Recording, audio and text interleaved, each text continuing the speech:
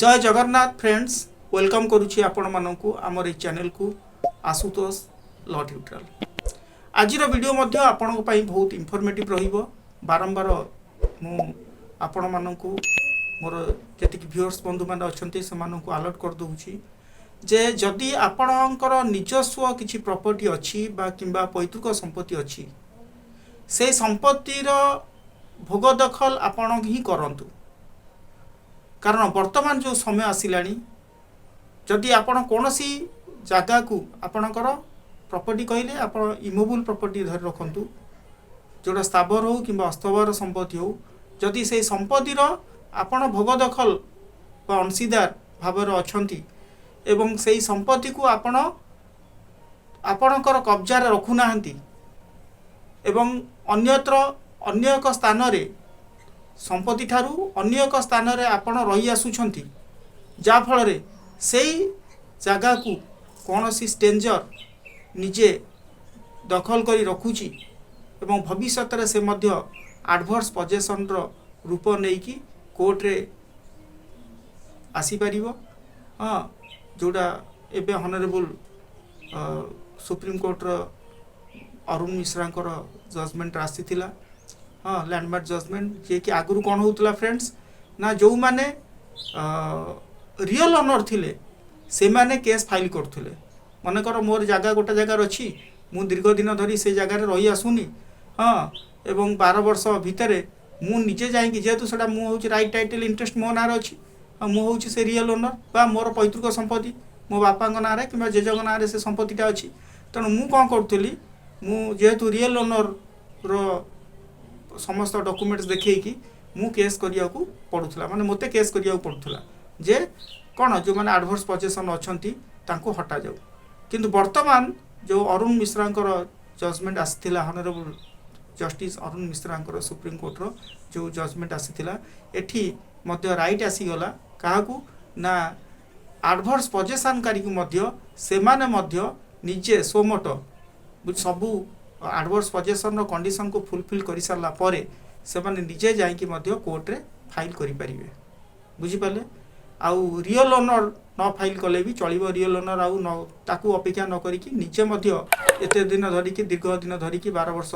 टपी गलानी continuous possession करी आसुची। Hostile possession जो तार जो कंडीशन मु आपन कहिची से कंडीशन फुलफिल कला परे जो 6टा कंडीशन कहिची से कंडीशन फुलफिल कला परे से निजे जाइकी मध्य कोर्ट रे फाइल करि परिबो। तेणु आपण एते लेंदी प्रोसेस रे काहे की जिवे? आपणकर जोठी जगह अछि जो अवस्था अच्छी आपण से स्थान को जाइकी निजे जगार रक्षणाबेक्षण करंतु, नहले निजे लीज दे दियंतु। जदि जगह रक्षणाबेक्षण न कर परछन निजे लीज दे दियंतु, नहले रेंट माध्यम दे दियंतु, नहले काहाकू कंसेंट दियंतु जे से कौन करू से जगह को रक्षणाबेक्षण करू। नहले भविष्य रे कौन हबो? हाँ, जदि आपण से जगह को कौनसी का दायित्व न देकी जदि जिबे ताले भविष्य जीवन रे कौन हबो से जगह उपरे जबरदखलकारी माने जबरदखल करिकी से जगह को रखिबे निज अधीन रे। जदि 12 वर्ष भितर आपण जदि कोनोसी लीगल नोटिस देलेनी बा ताकू एविक्शन नोटिस देलेनी किंबा ताकू जमीर उच्छेद पई जदि कोनोसी प्रयास कलेनी एवं आपण जानी सुनी जदि नीरव रहिले ताले भविष्य समय रे से कोन हबो ना आपणक राइट 12 वर्ष पर से राइटा एक्सटिंग्विशमेंट हे जोटा लिमिटेशन एक्ट 1963 रो 27 कहूची extinguishment of right to property रे जो राइट आपणकर अछि ताहा नष्ट हो जो एक्सटिंग्विशमेंट लोप हो जो। अर्थात all the determination of the period बुझिबे hereby limited to any person for instituting a suit for possession of any property. तार अर्थ कौनसी प्रॉपर्टी रे आपण सूट इंस्टीट्यूट करिया पई कि गोटा लिमिटेड पीरियड थाए ना सेही प्रॉपर्टी को आपणकर पोजेशन को आनिबा पई कि तार गोटा लिमिटेड पीरियड थाए। आपण जदियो रियल ओनर आपणकर राइट टाइटल इंटरेस्ट अच्छी किंतु पोजेशन तो नहीं ना, तेणु आपण से पोजेशन को पुणी पुनर्बार फेरी आनिया पई कि आपणकर गोटे निर्दिष्ट समय सीमा थाए जोटा लिमिटेशन एक्ट 1963 रो सेक्शन 27 कहूँ। जदि से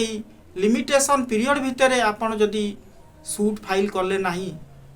କାହାକୁ जो आडभर्स पजेसनकारी अच्छा डिस्पोजेस करने ताहले कौन हम